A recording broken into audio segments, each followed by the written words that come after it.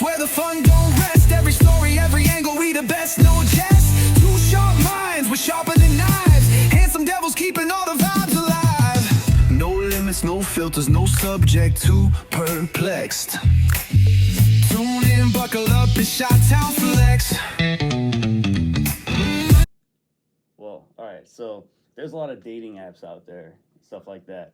Do you remember what was like the final straw for you on certain apps? I could go first, for example. What do you mean? I still got dating So like, apps. well, What fair are you enough. talking about? I'm not on any, but so like, there's always, it's hit and miss when you meet people in real life or online, you know. But Online there's is always fake more though.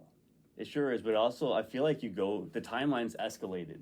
Like, if we meet in person, I feel like I don't get to know the real you a little bit longer. But when you meet people online, I feel like people quickly, with that one layer of like anonymity between the screen and us, people like feel free to go crazy sometimes.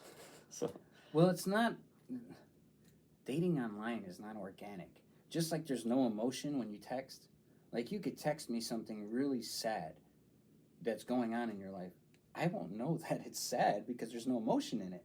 You know what I mean? It's just a sentence or a paragraph. That was the hardest thing I had to teach myself in my 30s, was to put LOL or emojis and things. Because, like, that's not a real part of a sentence to me, you know? But when I don't do it, if I say, even you know me, like my personality, Yeah. if I text you a joke but I don't put an LOL, it might just be like, dude, why'd you just say that? Or like, are you okay? Or something, you know? So, like, those little nuances. Yeah, that's true. So, since dating online is not so organic, it's not as good as meeting people in person.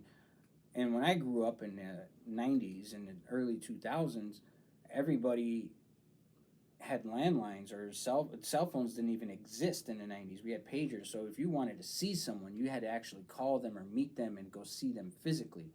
Where now it's this social media and these dating apps and all this stuff has made it to where it's easy for women and men, people in general, to put out a blanket, cast out a fishing line over a wide area, and whoever picks you, that's the one you're going to go for. But then you go meet the person, and 90% or 85% of the time you're getting catfished. Mm-hmm. Because the person in that picture is posting pictures of their best looks. They're not posting what they look like without makeup.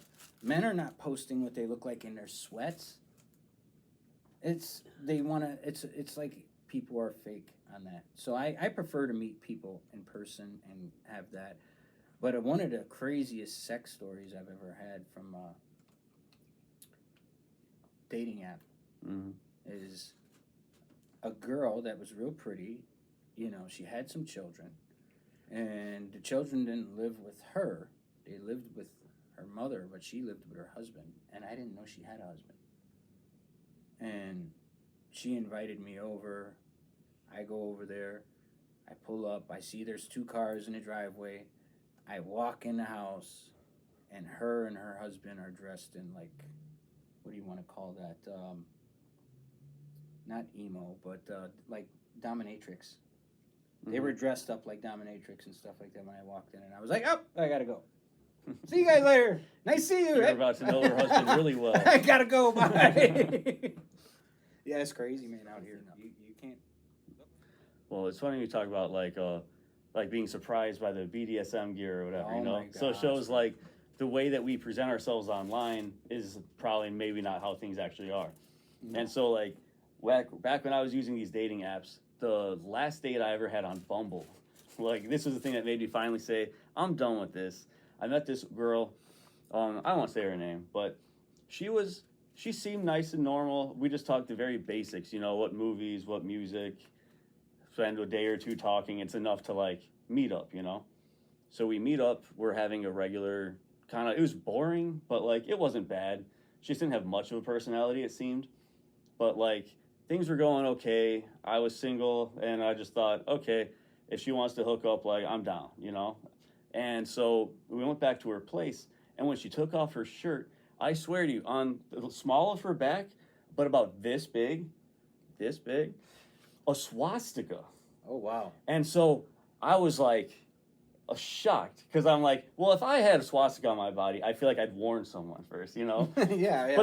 But she didn't say anything that made me think she might have any strong views, and I'm like, I'm curious now. So I stopped her. I'm like, what's the story with this tattoo? You know, before we go on, and she goes, well, it's not a big deal, and I actually have some black friends, but I just don't like black people, and it was so casual, and I'm like, okay. I'm not going to sleep with this girl, but I'm curious now.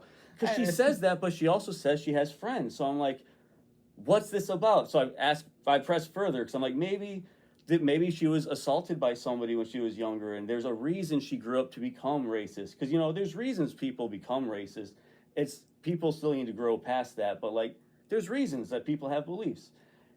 No reason at all. She's just like, oh, I just always felt that way. I'm like, did your parents? No, but just me.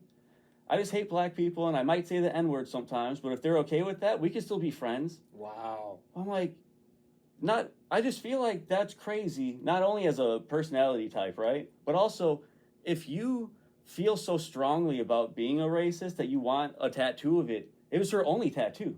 A tattoo of it on your body, you're not even committed to being racist, though. You're like, you know, they can still be your friends and stuff. I'm like, this is so...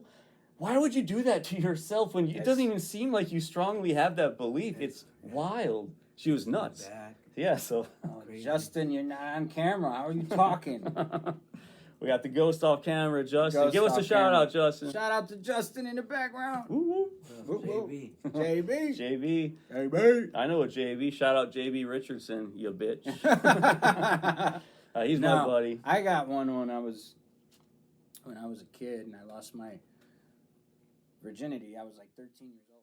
ChyTownFlex, where the fun don't rest. Every story, every angle, we the best, no jest. Two sharp minds, we're sharper than knives. Handsome devils keeping all the vibes alive. No limits, no filters, no subject to perplexed.